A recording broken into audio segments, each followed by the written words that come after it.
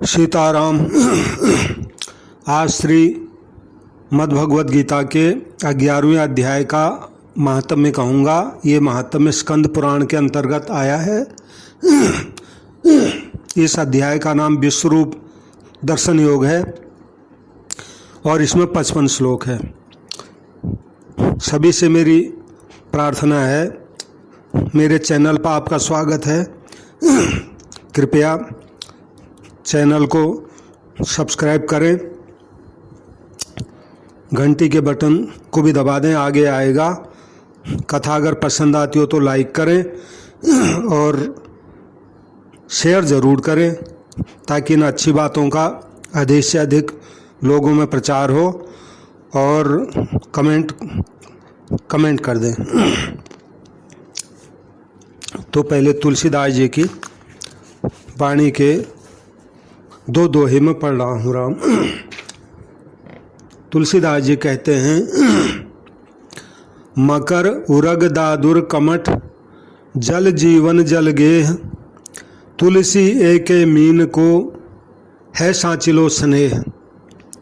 तुलसीदास जी कहते हैं कि मगरमच्छ, पानी का सांप, मेढक और कछुए आदि जो जलचर जीव हैं उनका जीवन भी जल ही है और जल ही उनका घर है। परंतु जल के साथ सच्चा प्रेम तो एक मछली का ही है। जो सब जीव जल के बिना स्थल पर भी जीवित रह जाते हैं, परंतु मछली तो जल का वियोग होते ही प्राण को त्याग देती है। यानी भगवान से अच्छा प्रेम होना चाहिए, जैसे मछली का पानी का है, पानी पर रहता है। भगवान के वियोग में प्राण छूट जाए, ऐसा मतलब।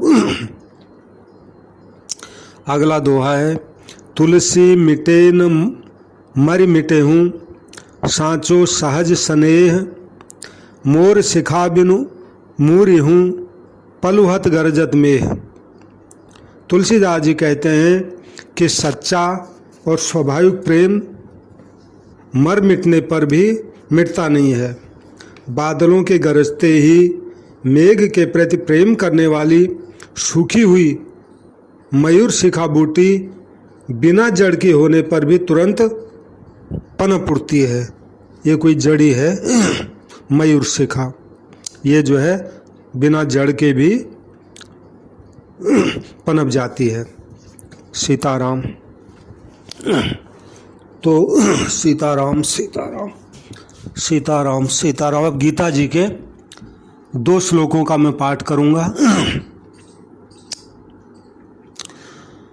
अर्जुन वाच मदनुग्रहाय परमं गुह्यमध्यात्म संजितं यत्त्वयोक्तं वचस्तेनो मोहोऽयं विगतो मम भवाप्ययो हि भूतानां श्रुतो विस्तरसो मया त्वत्तः कमलपत्राक्ष महात्म्यमपि चाव्ययम्। अब श्री महाराज जी की वाणी में 11वें अध्याय का सारांश आया है। तो महाराज जी के शब्द हैं, अर्जुन ने भगवान की कृपा से जिसे दिव्य विश्व रूप के दर्शन किए, उसको तो हर एक मनुष्य नहीं देख सकता, परंतु आदि अवतार रूप से प्रकट हुए इस संसार को श्रद्धापूर्वक भगवान का ही रूप मानकर तो हर एक मनुष्य इस विश्व रूप के दर्शन कर सकता है। अर्जुन ने विश्व रूप दिखाने के लिए भगवान से नम्रतापूर्वक प्रार्थना की, तो भगवान ने दिव्य नेत्र प्रदान करके अर्जुन को अपना दिव्य विश्व रूप दिखा दिया। उसमें अर्जुन ने भगवान के अनेक मुख, अनेक नेत्र, अनेक हाथ आदि देखे। ब्रह्मा, विष्णु और शंकर को देखा। देवताओं, गंधर्वों, सिद्धों, सर्पों आदि को देखा।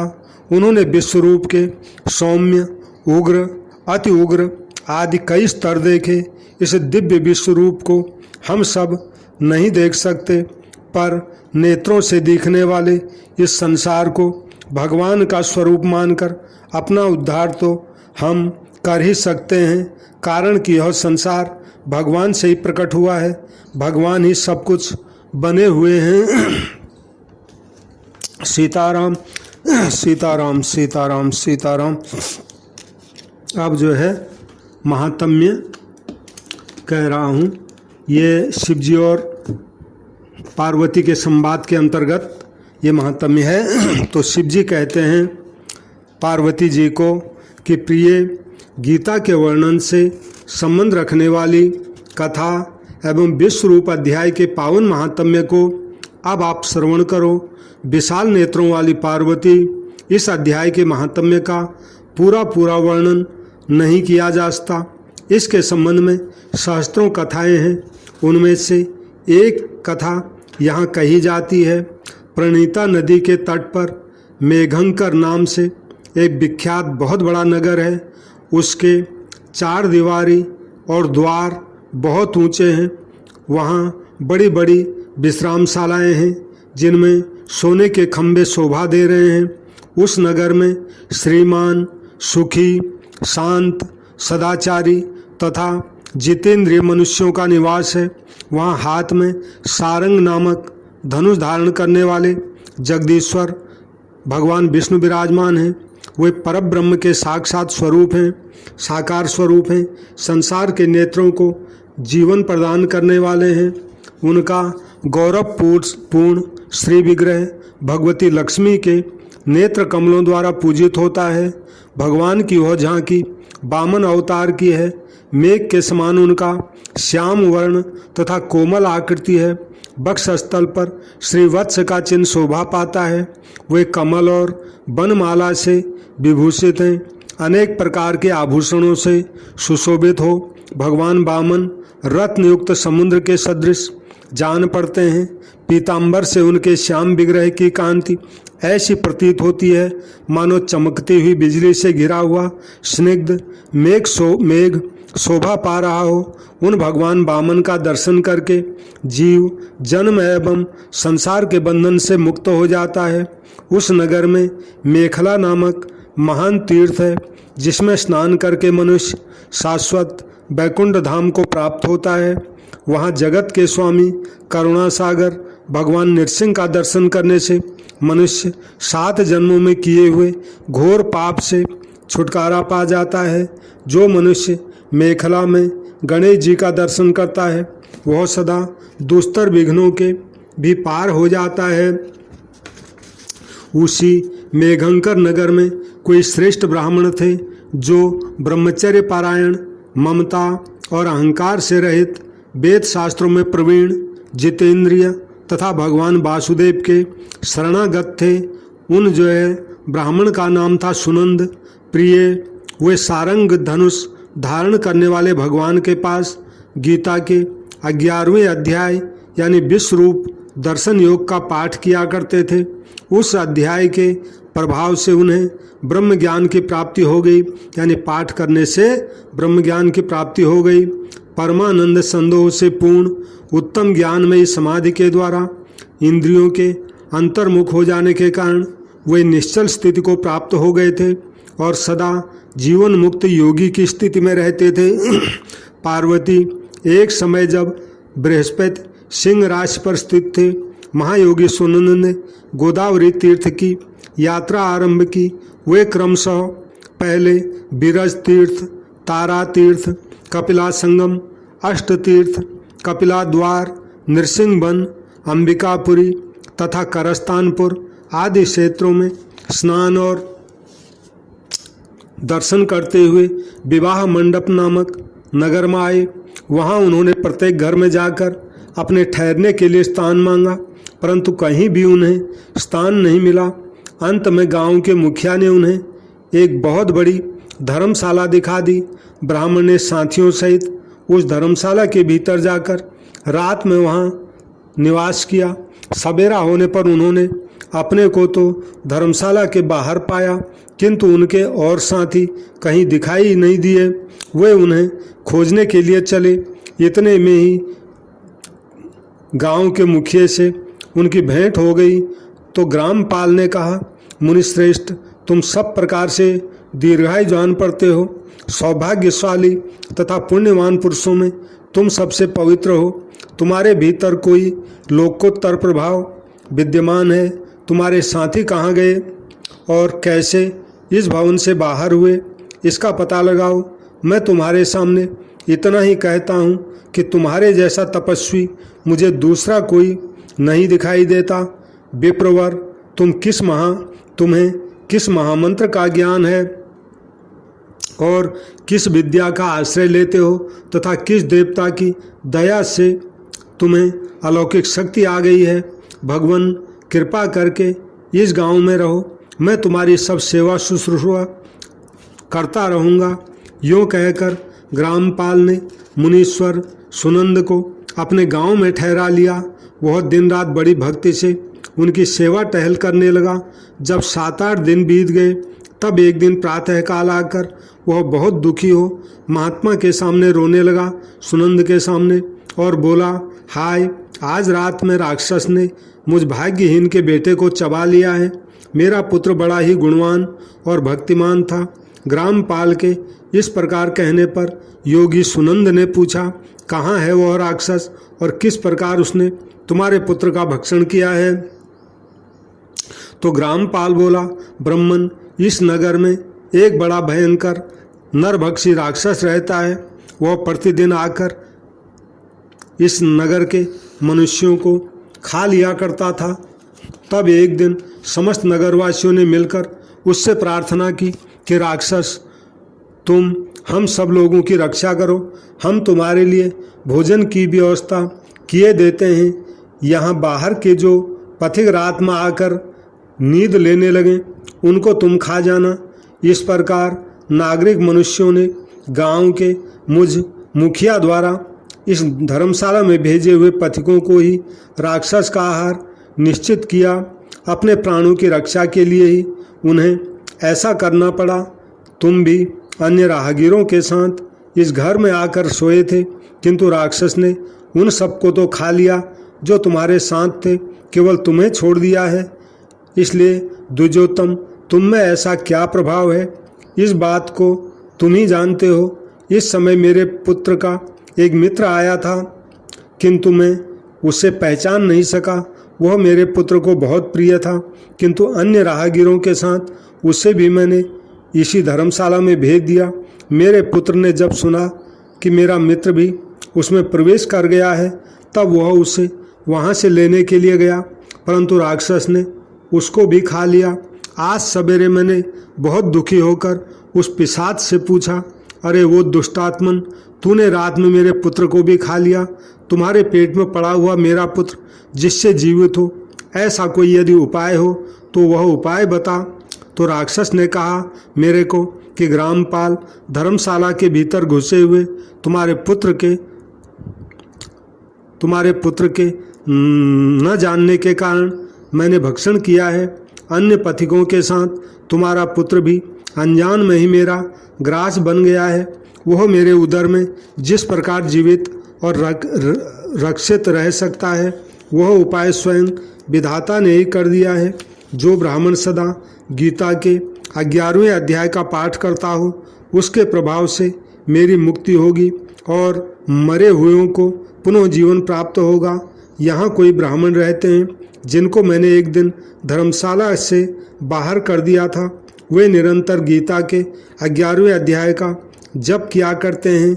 इस अध्याय के मंत्र से 7 बार अभिमंत्रित करके यदि वे मेरे ऊपर जल का छींटा दें तो निसंदेह मेरा सांप से उद्धार हो जाएगा। इस प्रकार उस राक्षस का संदेश पाकर मैं अब तुम्हारे निकट आया हूँ। तो ब्राह्मण ने पूछा, ग्रामपाल, जो रात में सोए हुए मनुष्यों को खाता है, वह प्राणी किस पाप से राक्षस हुआ है, यह बताओ। तो ग्रामपाल बोला, ब्राह्मण, पहले इस गांव में कोई किसान ब्राह्मण रहता था। एक दिन वह अगहनी के खेत की क्यारियों की रक्षा करने में लगा था। वहाँ से थोड़ी ही दूरी पर एक बहुत बड़ा गिद्ध किसी राही को मार कर खा रहा था। उसी समय एक तपस्वी कहीं से आ निकले जो उस राही को बचाने के लिए दूर से ही दया दिखाते आ रहे थे। गिद्ध उस राही को खाकर आकाश में उड़ गया। तब तपस्वी ने कुपित होकर उस किसान से कहा, अरे वो दुष्ट हलवाई, तुझे धिक्कार है, तू बड़ा ही कठोर और निर्दयी है। दूसरे की रक्षा से मुंह मोड़कर केवल पेट पालने के धंधे में लगा है। तेरा जीवन तो नष्ट प्राय है। अरे जो चोर, दाढ़ वाले जीव, सर्प, शत्रु, अग्नि, विष, जल, गीध, राक्षस, भूत तथा बेताल आदि के द्वारा घायल हुए मनुष्यों की शक्ति होते हुए भी उपेक्षा करता है, वह उनके वध का फल पाता है। जो शक्तिशाली होकर भी चोर आदि के चंगुल में फंसे हुए ब्राह्मण को छुड़ाने की चेष्टा नहीं करता, वह घोर नरक में पड़ता और पुनः भेड़िए की योनि में जन्म लेता है। जो वन में मारे जाते हुए तथा गिद्ध और व्याघ्र की दृष्टि में पड़े हुए जीव की रक्षा के लिए छोड़ो छोड़ो की पुकार करता है, वह परम गति को प्राप्त होता है। जो मनुष्य गौओं की रक्षा के लिए व्याघ्र, भील तथा दुष्ट राजाओं के हाथ से मारे जाते हैं, वे भगवान विष्णु के उस परम पद को पाते हैं जो योगियों के लिए भी दुर्लभ है। सहस्त्र अश्वमेघ और 100 वाजपेयी यज्ञ मिलकर शरणागत रक्षा की 16वीं कला के बराबर भी नहीं हो सकते। दीन तथा भयभीत जीव की उपेक्षा करने से पुण्यवान पुरुष भी समय आने पर कुंभी पाक नामक नरक में पकाया जाता है। तूने दुष्ट गिद्ध के द्वारा खाए जाते हुए राही को देखकर उसे बचाने में समर्थ होते हुए भी जो इसकी रक्षा नहीं की, इससे तू निर्दयी जान पड़ता है। अतः तू राक्षस हो जा। तो हलवाहा बोला, महात्मन, मैं यहाँ उपस्थित तो अवश्य था, किंतु मेरे नेत्र बहुत देर से खेत की रक्षा में लगे थे, अतः पास होने पर भी गिद्ध के द्वारा मारे जाते हुए इस मनुष्य को मैं जान नहीं सका। अतः मुझ दीन पर आपको अनुग्रह करना चाहिए।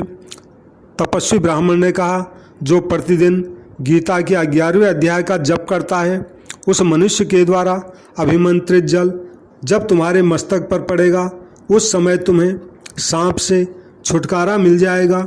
यह कहकर तपस्वी ब्राह्मण चले गए और वह हलवाहा राक्षस हो गया। अतः द्विज श्रेष्ठ, तुम चलो और 11वें अध्याय से तीर्थ के जल को अभिमंत्रित करो, फिर अपने ही हाथ से उस राक्षस के मस्तक पर उस जल को छिड़क दो। ग्रामपाल की और सारी प्रार्थना सुनकर ब्राह्मण का हृदय करुणा से भर आया। वे बहुत अच्छा कहकर उसके साथ राक्षस के निकट गए। वे ब्राह्मण योगी थे। उन्होंने विश्वरूप दर्शन नामक 11वें अध्याय से जल अभिमंत्रित करके उस राक्षस के मस्तक पर डाला। गीता के 11वें अध्याय के प्रभाव से वह राक्षस शाम मुक्त हो गया। उसने राक्षस देह परित्याग करके चतुर्भुज रूप धारण कर लिया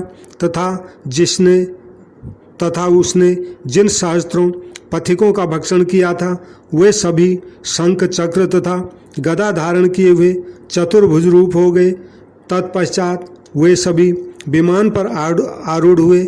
इतने में ही ग्रामपाल ने राक्षस से कहा, निशाचर, मेरा पुत्र कौन है, उसे दिखाओ। उसके यूँ कहने पर दिव्य बुद्धि वाले राक्षस ने कहा, ये जो तमाल के समान श्याम, 4 भुजाधारी, मणिमाणिक्यमय मुकुट से सुशोभित तथा दिव्य मणियों के बने हुए कुंडलों से अलंकृत है, हार पहनने के कारण जिनके कंधे मनोहर प्रतीत होते हैं, जो सोने के भुजबंधों से विभूषित, कमल के समान नेत्र वाले, स्निग्ध रूप तथा हाथ में कमल लिए हुए हैं और दिव्य विमान पर बैठकर देवत्व को प्राप्त हो चुके हैं, इन्हीं को आप अपना पुत्र समझो। यह सुनकर ग्रामपाल ने उसी रूप में अपने पुत्र को देखा और उसे अपने घर ले जाना चाहा। यह देख उसका पुत्र हंस पड़ा और इस प्रकार कहने लगा। पुत्र बोला अपने पिता को, ग्रामपाल, कई बार तुम भी मेरे पुत्र हो चुके हो। पहले मैं तुम्हारा पुत्र था, किंतु अब मैं देवता हो गया हूँ। इन ब्राह्मण देवता के प्रसाद से अब मैं बैकुंठ धाम को जाऊँगा। देखो, यह निशाचर भी चतुर्भुज रूप को प्राप्त हो गया है। 11वें अध्याय के महात्म्य से यह सब लोगों के साथ विष्णु धाम को जा रहा है। अतः तुम भी इन ब्राह्मण देव से गीता के 11वें अध्याय का अध्ययन करो और निरंतर उसका जप करते रहो। इसमें संदेह नहीं कि तुम्हारी भी ऐसी उत्तम गति होगी। तात मनुष्यों के लिए साधु पुरुषों का संग सर्वथा दुर्लभ है, वह भी इस समय तुम्हें प्राप्त है। अतः अपना अभीष्ट पहले सिद्ध करो। धन, भोग, दान, यज्ञ, तपस्या और पूर्व कर्मों से क्या लेना है। विश्व रूपाध्याय के पाठ से ही परम कल्याण की प्राप्ति हो जाती है। पूर्णानंद संदोह स्वरूप श्री कृष्ण नामक ब्रह्म के मुख से कुरुक्षेत्र में अपने मित्र अर्जुन के प्रति जो अमृतमय उपदेश निकला था, वही श्री विष्णु का परम तात्विक रूप है। तुम उसी का चिंतन करो। वह मोक्ष के लिए प्रसिद्ध रसायन है। संसार भय से डरे हुए मनुष्यों की आदि व्याधि का विनाशक तथा अनेक जन्म के दुखों का नाश करने वाला है। मैं उसके सिवाय दूसरे किसी साधन को ऐसा नहीं देखता। अतः उसी का अभ्यास करो। श्री महादेव जी कहते हैं, पार्वती यों कहकर वह सबके साथ श्री विष्णु के परम धाम को चला गया। तब ग्रामपाल ने ब्राह्मण के मुख से उस अध्याय को पढ़ा। फिर वे दोनों ही उसके महात्म्य से विष्णु धाम को चले गए। शिव जी कहते हैं, पार्वती इस प्रकार तुम्हें 11वें अध्याय की महात्म्य की कथा सुनाई है। इस कथा के श्रवण मात्र से महान पातकों का नाश हो जाता है। सीताराम सीताराम सीताराम। अब जो है 11वें अध्याय के आखिरी 2 श्लोकों का मैं पाठ करूंगा, 54 और 55 का। श्री भगवान वाच भक्त्या त्वनन्यया शक्य अहमेवं विधोर्जुनो ज्ञातुं द्रष्टुं च तत्त्वेन प्रवेष्टुं च परन्तप मत्कर्म कृन्मत्परमो मद्भक्त संगवर्जित निर्वैर सर्वभूतेषु यह स मामेति पांडव। सीताराम। अब जो है तुलसीदास जी के 2 दोहों का पाठ करूंगा। तुलसीदास जी कहते हैं, सुनिए सुधा देख यही गरल सब करतूत कराल जहाँ तहाँ काक उलूक बको मानस सकृत मराल। तुलसीदास जी कहते हैं, अमृत तो केवल सुनने में ही आता है, परंतु विष जहाँ तहाँ प्रत्यक्ष देखे जाते हैं। विधाता के सभी कार्य विकराल हैं। कौवे, उल्लू और बगुले जहाँ तहाँ सर्वत्र दिखाई देते हैं, परंतु हंस तो केवल एक मानसरोवर में ही मिलते हैं। कहने का मतलब यह है, दूसरों की बुराई करने वाले नीच सभी जगह मिलते हैं, परंतु परहित में लगे हुए संत तो सत्संग में ही मिलते हैं। यानी इनका ऐसे लोगों का मिलना दुर्लभ हो गया है। अब एक और है, जलचर थलचर गगनचर देव दनुज नरनाग उत्तम मध्यम अधम खलो 10 गुण बढ़त विकास। बड़े अद्भुत दोहा है। कहते हैं, जल में रहने वाले और जमीन पर रहने वाले और आकाश में विचरने वाले जीवों तथा देवता, राक्षस, मनुष्य और नाग, इन सब योनियों में उत्तम की अपेक्षा मध्यम, मध्यम की अपेक्षा अधम और अधम की अपेक्षा नीच दुष्ट प्राणियों की संख्या 10 गुनी अधिक हो जाती है। यानी उत्तम से मध्यम 10 गुने बढ़ जाते हैं और मध्यम से अधम 10 गुने बढ़ जाते हैं और अधम से भी नीच 10 गुने बढ़ जाते हैं। कहने का मतलब ये है, उत्तम तो बहुत थोड़े हैं, अधम और नीच ही खूब भरे पड़े हैं। सीताराम। सबसे मेरी विनती है, पुनः जो भी इस कथा को सुन रहे हैं तो ये मेरे चैनल को सब्सक्राइब करें और कथा को लाइक करें और कथा को शेयर भी करें ताकि इसका प्रचार हो। और अगर आप कुछ चाहें तो कमेंट में लिख दें। सीताराम।